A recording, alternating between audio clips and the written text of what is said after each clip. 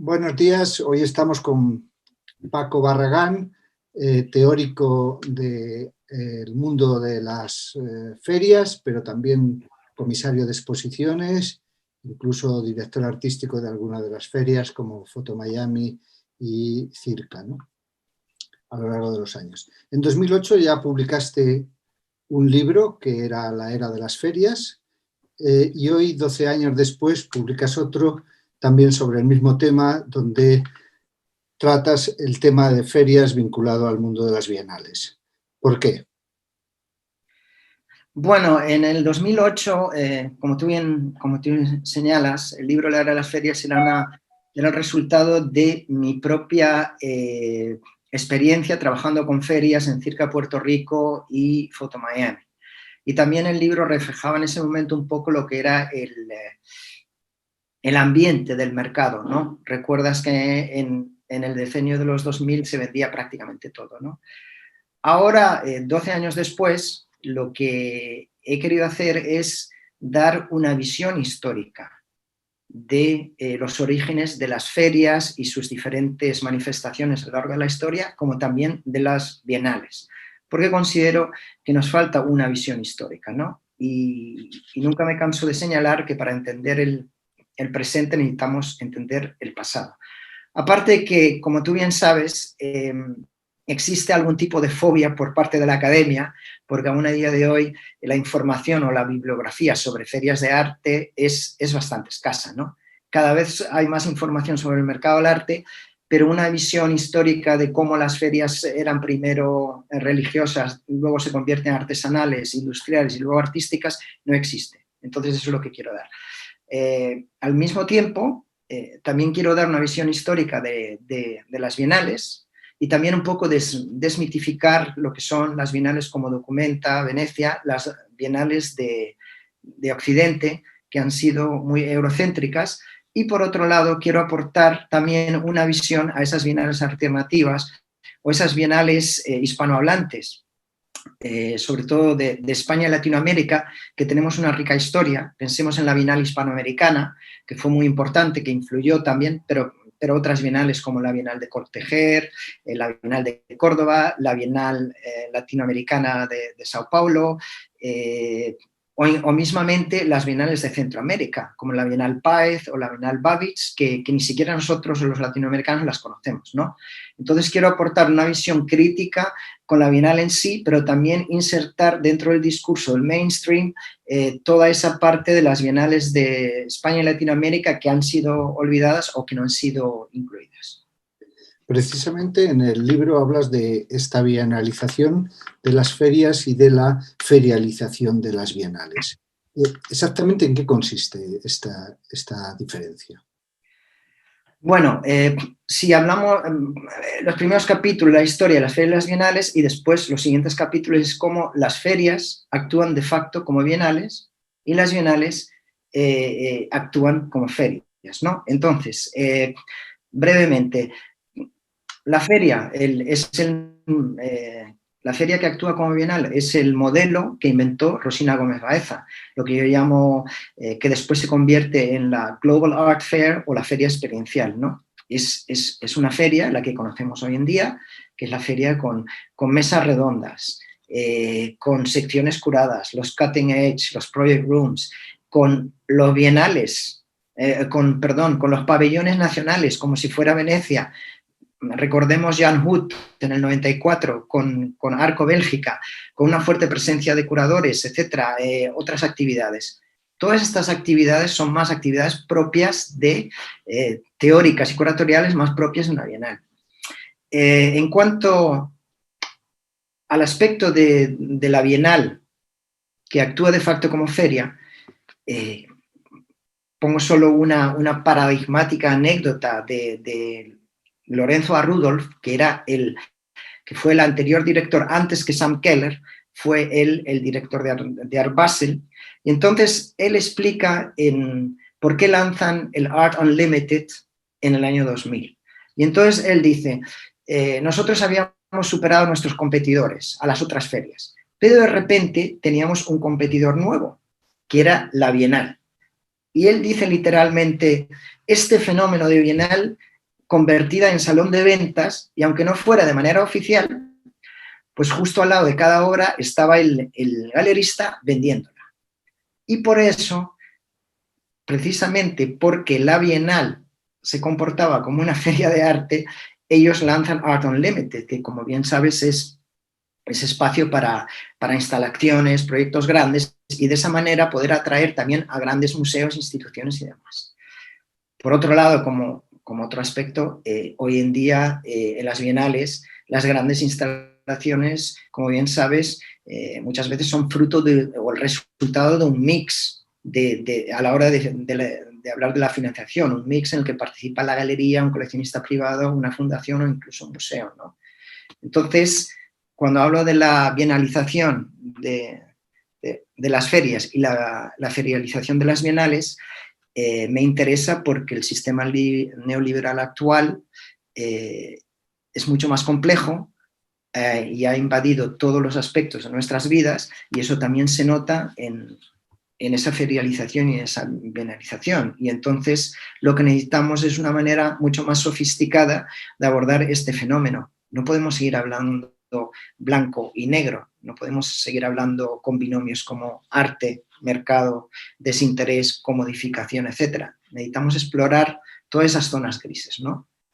Para eso, precisamente, necesitamos información de la que tú echas en falta buena parte de ella en tus análisis. Sin embargo, cada vez hay más estudios del mundo del arte a todos los niveles, promovidos por ferias y otras entidades. ¿A qué te refieres en concreto cuando dices que se necesita más información? Bueno, como bien sabes, sobre todo la historia del arte es la historia del artista como genio, los movimientos artísticos y los géneros, ¿no?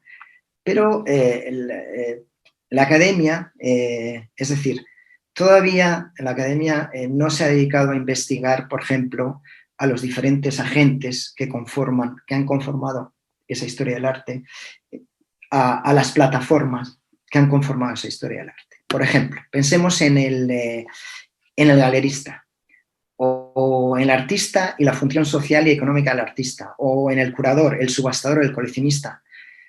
Cuando tú preguntas a la gente si alguien te puede dar una visión histórica de cómo eso se ha ido desarrollando, pues por lo general no existe un libro que te dé una visión panorámica.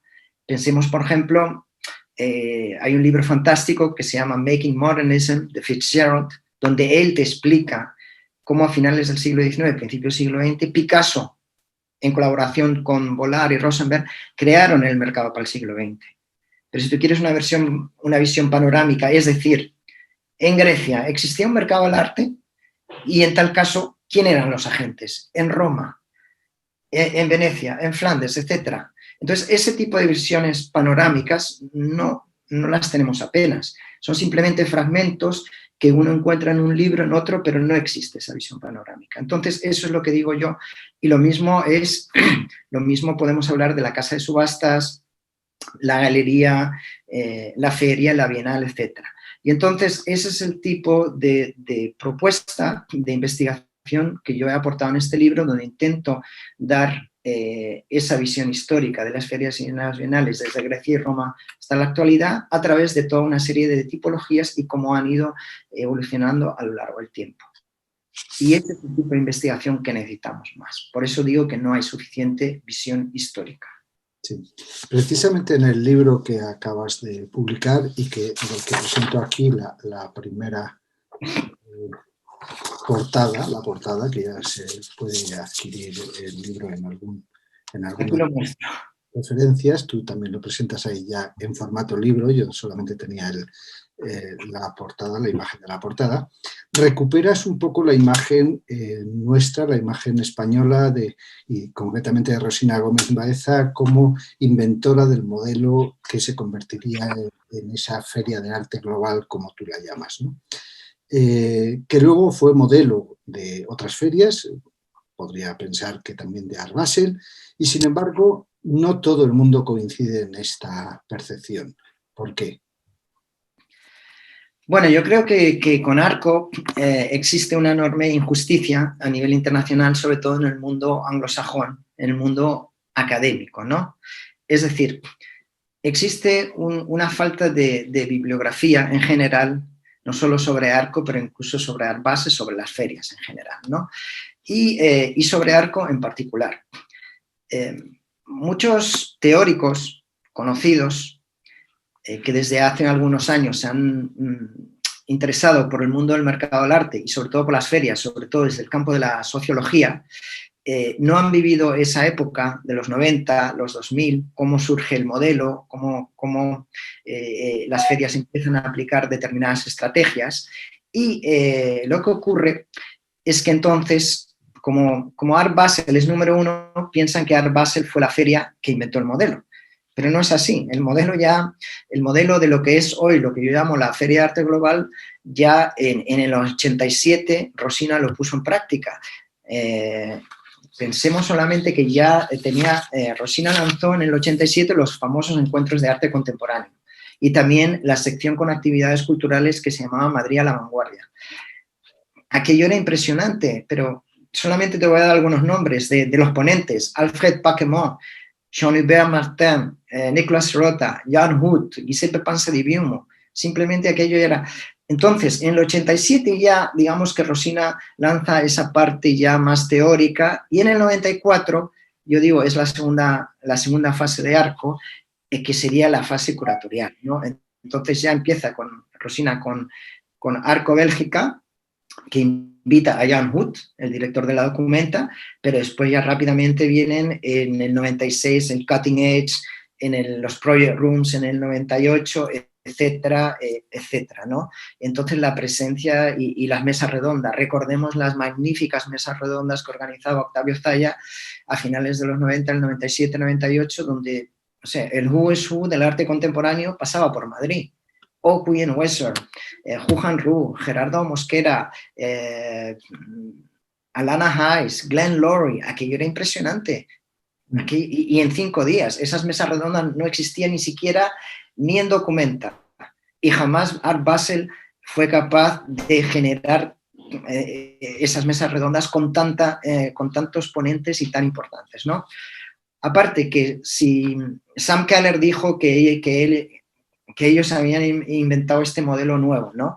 Pero si vamos a los datos, que es lo que cuenta, incluso las mesas redondas en Basel empiezan a partir de principios del 2000.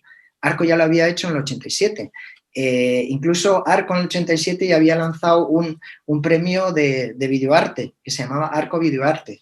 El premio idéntico, que era Video Kunstpreis, que lanzó Basel, fue en el 94. Es decir, que a todo Arco fue precursor, y Rosina Gómez Baeza impuso un modelo experiencial de mesas redondas, de secciones curadas, de fiestas, de openings, de actividades paralelas que después Basel, Frieze, FIAC, etcétera, cualquier feria del mundo copió.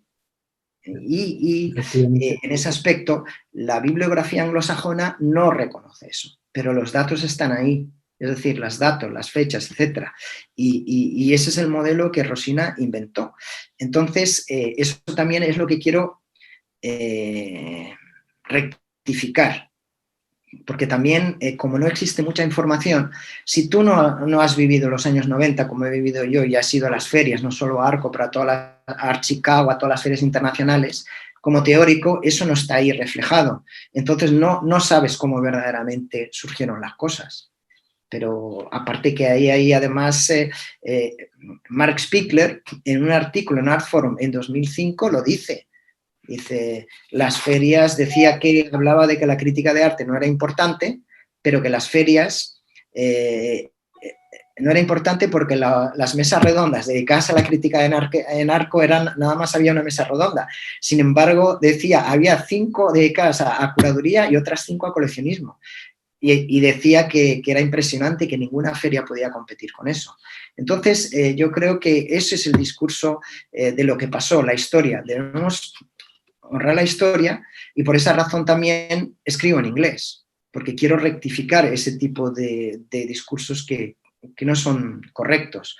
Por otro lado, evidentemente, bueno, pues Arco también debería hacer algo al respecto, pienso, ¿no? para recuperar ese discurso o recuperar esa historia, ¿no? Y de alguna manera, bueno, pues debemos el modelo de feria actual al talento y al trabajo duro y esfuerzo de Rosina Gómez Baeza, nos guste o no. Está claro y es importante reconocerlo que algo hemos hecho bien en generar un modelo que, por cierto, en estos momentos parece estar en grave crisis. Sin ir más lejos, hace ya más de 2 años, Jerry Saltz, el crítico norteamericano, dijo que había que romper las ferias de arte. ¿Tienen solución las ferias de arte? ¿Las necesitamos en este momento? Bueno, Jerry Saltz es uno, como sabes, uno de los críticos más seguidos en Instagram. Es muy popular y populista y le funciona muy bien, ¿no? Pero bueno, yo creo que debemos aspirar a lauras mediocritas, el camino intermedio. Necesitamos las ferias de arte, pero también necesitamos las bienales, tal como están, necesitamos los museos. Yo creo que todo se debe reformular. Para contestarte precisamente a lo que me preguntas, las ferias de arte, por un lado yo veo que el problema que tienen es que tienen unos gastos fijos muy altos. No es que no quieran bajar los stands, pero son unos gastos fijos de operación muy altos que les impide hacer eso. Por otro lado, creo que el modelo experiencial, el modelo Rosina Gómez Baeza, ya ha llegado, ya está un poco agotado. Es decir, el galerista quiere menos actividades paralelas y quiere más ventas, quiere más coleccionistas. Y ahí también veo que es uno de los puntos donde fallan o han fallado las ferias, que no han sabido atraer nuevos coleccionistas o fomentar nuevo coleccionismo. De hecho, muchos galeristas se quejan de que en los últimos años apenas conocen a nuevos coleccionistas, ¿no? Pero con todo, yo plantearía la discusión desde otra perspectiva, porque ponerlo así me parece que tal como lo pone Jerry Saltz y como lo plantea la mayor parte de los teóricos es un poco, no es del todo adecuado. Es decir, una galería no está obligada a participar en una feria de arte. Nadie te pone una pistola en la cabeza y te dice que tienes que participar. Entonces yo creo que si la cuestión de si las ferias son necesarias o no, la deberíamos enfocar desde otra perspectiva diferente. ¿Por qué la galería de arte depende tanto de una feria? Mi contestación es que porque no ha sido capaz de conseguir nuevos clientes ni nuevos canales de distribución. Y ahí para mí es donde está el problema de la galería. Porque la galería no debe depender de la feria de arte. Si las ferias de arte son caras, no te funcionan bien, no conoces nuevos coleccionistas. Es decir, la galería debe ser capaz de buscar nuevos canales de distribución y nuevos clientes. Hay una parte en el libro donde explico eso de why galleries fail, por qué fallan. Entonces hablo de ese elemento. Porque lo mismo podríamos decir, debemos reformular las bienales, debemos reformular los museos. Igual los museos ya no pueden hacer esas exposiciones tan grandes, costosas, itinerantes que hacían antes, ¿no? La feria como el museo, como eso, es simplemente una plataforma más y todas con el tiempo pues se tendrán que reformular. Entonces, que vayamos hacia modelos más pequeños, más locales, etcétera, bueno, eso ya el tiempo lo dirá, ¿no? Siempre van a existir las grandes, al igual que siempre va a existir el MoMA, la Tate, pero igual el Mussac de León tendrá que apostar por un modelo que se centre más en el público local que en traer artistas de fuera, ¿no? Por poner un ejemplo. Es así. Quizá en esa reformulación de todo, en ese repensar la situación actual, sobre todo en este año de la pandemia, creo que es importante aludir a un elemento que nos ha avasallado de alguna forma casi este año, que ha sido el elemento virtual, ¿no? Es decir, de pronto todos estamos haciendo ferias virtuales, unos con más éxito que otros, hijas y todos con poco éxito. Sin embargo, ¿qué opinas tú de esta entrada de lo virtual en el mundo del arte? Un mundo que estaba bastante anticuado en estas materias. Y si crees que no creo que vaya a sustituir, pero quizá a complementar, y si eso lo puede hacer de forma eficaz. Bueno, yo creo que, como tú bien dices, nos hemos visto un poco avasallados por todo ese tipo de cantidad de actividades, desde OVR, Online Film Rooms, las ferias virtuales, conferencias virtuales, visitas guiadas, exposiciones online, etcétera, ¿no? De alguna manera eso cogió al mundo del arte con el pie cambiado. De repente todo el mundo tenía que hacer algo. Es decir, si no hacíamos nada parecía que estábamos parados, ¿no? Y el neoliberalismo, el espíritu neoliberal exige que estemos en acción, ¿no? Bueno, yo creo que también en este momento ya se habla del OVR fatigue, o sea, de ese cansancio de eventos online. De hecho, es fascinante porque ha salido un estudio que se ha hecho en Nueva York recientemente entre, no sé si eran 3.000 y pico coleccionistas, sobre si durante este tiempo habían comprado online. El resultado era que solo el 10% de los coleccionistas habían comprado online, lo cual para mí esos datos son terribles, es un fracaso total. Es decir, por otro lado pienso que las ferias online al final ¿a quién benefician?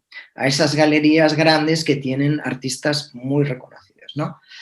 En cuanto a si esto va a sustituir o no la feria real, lo que se llama la IRL, la in real life, bueno, yo creo que con toda esta situación del COVID, si recordamos la situación antes de los 90, era muy poca gente la que viajaba. Viajar era algo exquisito. Era poquísima gente la que iba a Documenta, a Venecia, al MoMA, etcétera, ¿no? Entonces yo creo que con la situación del COVID, si no hay pronto una vacuna, van a ser pocas personas las que van a viajar.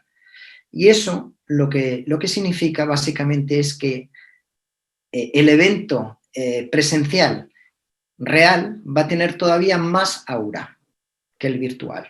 Es decir, todo esto virtual que hacemos está muy bien, será un complemento, pero eso lo único que hace es darle más caché, más aura a cualquier cosa presencial que hagamos. Si no hay una vacuna pronto, pues mucha gente se dedicará a ver exposiciones en su ciudad o incluso en su país. Viajar a eventos internacionales, sobre todo, imagínate ahora los handicaps que están poniendo, hacer el PCR. Si vas a Australia y te tienes que quedar dos semanas en un hotel en cuarentena, ¿quién va a pagar eso? Es decir, para mí está muy bien como complemento y lo que digo en el libro, la comparación que hago es un poco, es como comparar el sexo virtual con el sexo real. El sexo virtual está muy bien para un apaño, pero jamás lo vas a sustituir por el sexo real. Las dos cosas van a convivir, pero las ferias reales, las exposiciones reales, las bienales reales, etcétera, van a tener todavía aún más caché, aún más aura. Volviendo al libro, que nos habíamos desviado un poco, hablas en él de la Bienal neoliberal. ¿A qué te refieres cuando hablas de esa Bienal? ¿En qué situación está en este momento? ¿Sigue vigente? Bueno, la Bienal neoliberal es el modelo de Bienal actual también precisamente por esa ferialización de la Bienal, ¿no? Que está fuertemente dominada por el mercado. Cuando hablo de la Bienal neoliberal y sus características que explico en el libro, hablo de un modelo de Bienal donde hay una repetición de curadores internacionales, unos artistas internacionales multiculturales, unas temáticas vagas de cajón desastre relacionadas siempre con el poscolonialismo, el multiculturalismo, la globalización, con una especie de crítica no institucionalista, una museología de cubo blanco, curadores tipo estrellas, la instalación como medio preferido, pero también una financiación corporativa, mezcla de dinero público, privado, estatal, etcétera, ¿no? Entonces, vemos que la Bienal, por mucho que queramos pensar que es un espacio que no viene determinado por el mercado o por la comercialización, la comodificación, está igual sujeto a estos poderes neoliberales actuales. Entonces, y es un modelo que se repite urbi et orbi. Da igual que sea la Bienal de Venecia, la Bienal de Sydney. Bueno, en la Bienal de Sydney todo el Board of Trustees, el consejo, son coleccionistas. Eso ya es increíble, ¿no? Entonces, es ese modelo neoliberal que se ha impuesto en cuanto que funciona a través de diferentes niveles, no solo en cuanto a la temática, de qué tipo de temas abordar, no solo en cuanto a los equipos curatoriales, al tipo de obra que se expone, que son mucha instalación, videoinstalación, etcétera, y también en cuanto a la financiación, ¿no? Como tantas otras cosas, no es la Bienal liberal, el neoliberal, ese instrumento al servicio de determinados niveles de coleccionistas muy reducidos, muy limitados, que ven en ellos no un arte por descubrir, sino un arte por promocionar. Bueno, es que ahí deberíamos hablar un poco de, si me permites, hablar un poco del sistema institucional del arte y cómo ha cambiado, ¿no? En los años 60 existía el sistema que se llama el sistema Leo Castelli, es decir, era el galerista el que presentaba la obra de un artista y era el crítico el que contextualizaba la obra, ¿no? Era el binomio galerista-crítico de arte. En la actualidad, esto ha venido sustituido por el sistema que yo llamo, para seguir, el sistema Larry Gagosian, ¿no? Entonces es el sistema en el que prácticamente los agentes que determinan el mercado y el tipo de arte a exponer son, por un lado, el galerista y por otro lado, el coleccionista. Y ahí también le añadimos el input del curador, porque el galerista y el coleccionista son los que deciden qué artistas exponer, no necesitan ni a los museos ni nada, producen las obras, exponen, etc. Pero el curador es el que las expone en Venecia, documenta, etc., crea contexto y crea valor, ¿no? De alguna manera. Entonces, con eso ya te explico la situación. Es decir, los dos elementos más importantes del mundo del arte actual son el galerista y el coleccionista. Y yo pienso que, a diferencia de lo que ocurría en los años 60 con coleccionistas como Pansa di Viumo y muchos otros, el tipo de coleccionista hoy ha cambiado radicalmente. Muchos proceden de hedge funds, de fondos de inversión, etcétera, que no tienen conocimiento de arte ni tiempo, como bien explicaba, sabes, el libro de Tom Thompson, El tiburón. No tienen tiempo y entonces ellos lo que quieren de alguna manera asegurarse que compran algo fiable, quieren de alguna manera compensar esa ignorancia, porque no tienen ese tiempo para dedicarse a estudiar la historia del arte, etcétera, ¿no? Entonces, al final, lo que compran son artistas, artistas reconocidos en esas grandes galerías. Entonces, el sistema del arte está determinado por esas grandes galerías como Gagosian, Werner, etcétera, y lo que ellos decidan exponer, ¿no? Está claro que quizá el mundo del arte está necesitando de otro tipo de coleccionistas, ¿no? Pero una vez que te tengo aquí, que te has revelado después de una larga trayectoria profesional con casi 100 exposiciones comisariadas a lo largo de tu vida, la dirección artística de centros como Matutana 100,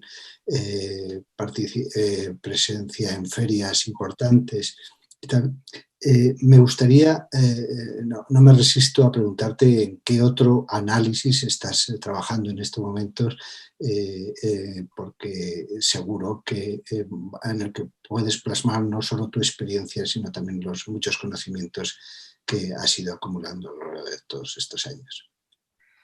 Bueno, como sabes, cuando dejé Matucana 100 en el 2017, decidí que era el momento de terminar el doctorado y escribir este libro sobre la historia de las ferias y las bienales, ¿no? Entonces, afortunadamente terminé el doctorado hace una semana y el libro también salió. Ahora quiero seguir haciendo exposiciones, pero me quiero reciclar más hacia teórico de arte, ¿no? Porque veo que hay ahí toda una serie de campos en los que no tenemos suficiente información. Yo quería escribir un libro sobre museología, porque a lo largo de estos años me ha interesado mucho la museología y el diseño expositivo, y veo que el curador, por término medio, no tiene mucho conocimiento al respecto, porque nunca lo ha estudiado.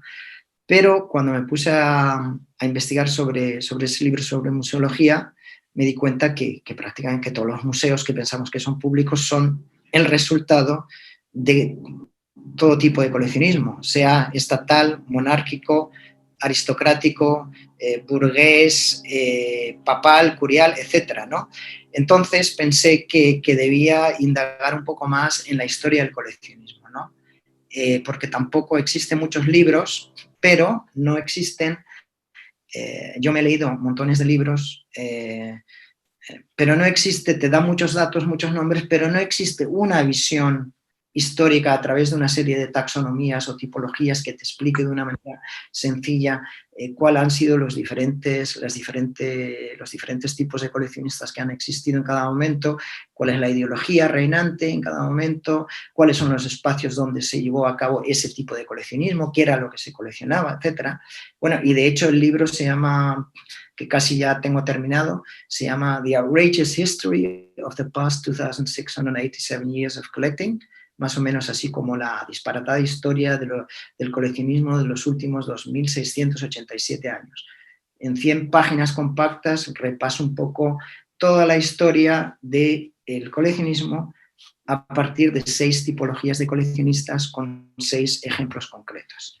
Entonces, es ese tipo de investigación que me interesa, y luego, evidentemente, pues voy a escribir un libro sobre el museo, prácticas curatoriales, diseño expositivo y un poco más bien sobre el fracaso del museo hoy en día, el cubo blanco y esas cosas, ¿no?